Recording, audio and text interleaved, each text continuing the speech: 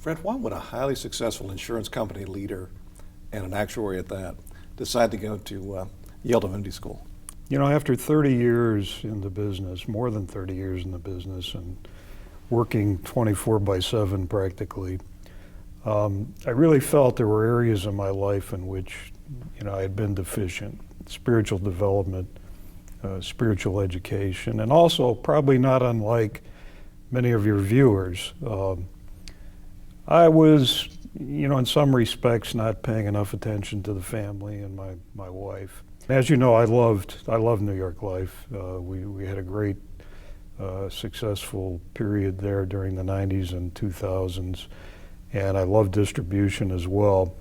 But I felt perhaps by pursuing my passions and getting the spiritual education that I could get at Yale, I could pursue, a new way to impact people's lives, almost a ministry of my own.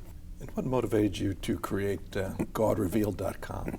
Near the end of my divinity school 4 years, I went out to dinner with my daughter Dina and her husband Doug.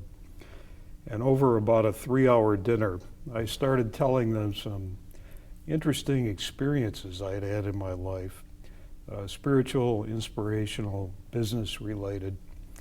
We had a great time, and near the end of the dinner, Dina said to me, "Dad, you've probably told those stories hundreds of times, maybe to thousands of New York Life employees and agents, and having been at New York Life, you can attest to that. But you never really have told them to your own family." That hit me pretty hard because it was true. And she said, you ought to memorialize them in writing and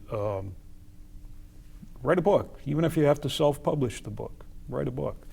So I left that dinner, I took it to heart. I made a list of about 75 or 80 experiences in my life where I felt that God was speaking to me. It was a providential experience where God was guiding me, directing me, sending me a message, where at the time, I might not have heard it. I might not have listened. I might not have acted upon it. But in hindsight, in retrospect, I realized that it perhaps was just too coincidental to not be providential. So I started writing the stories. And I was still at Yale, so it was a slow process.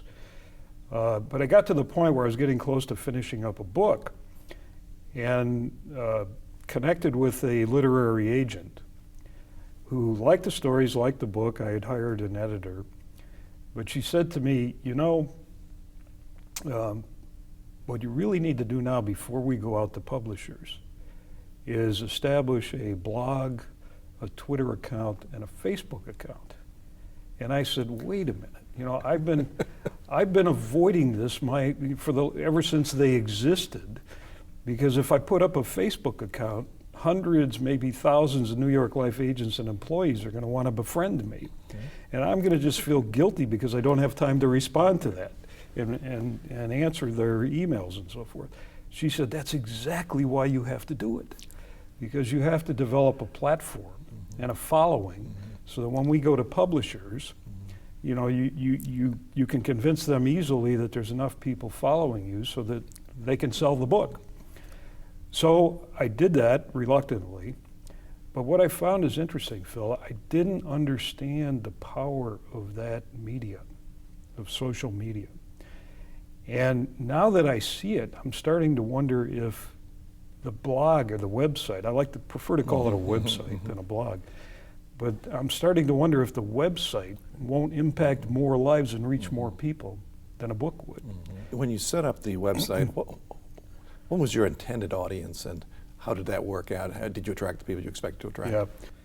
Initially, my thinking was that I would attract people like myself, businessmen or women who had been working their way up the corporate ladder, working long hours, perhaps neglecting their families and their personal lives, but also perhaps were struggling with their faith and feeling that they just weren't developing themselves spiritually.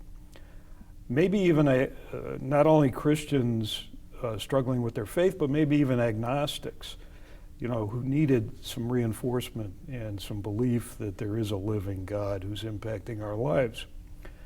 But what I found is it's interesting.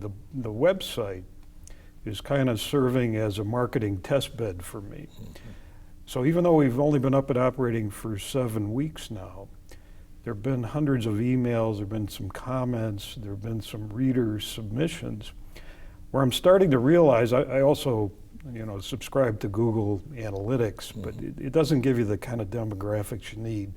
But what I'm starting to see is, for some reason, more women than men, a pretty broad range of ethnicities, a wider range of age than I thought. I thought this might be sort of the middle-aged and older group. But there's a lot of young people who are emailing me and responding to my message. And perhaps most importantly, more strong Christians than those who are struggling or agnostic.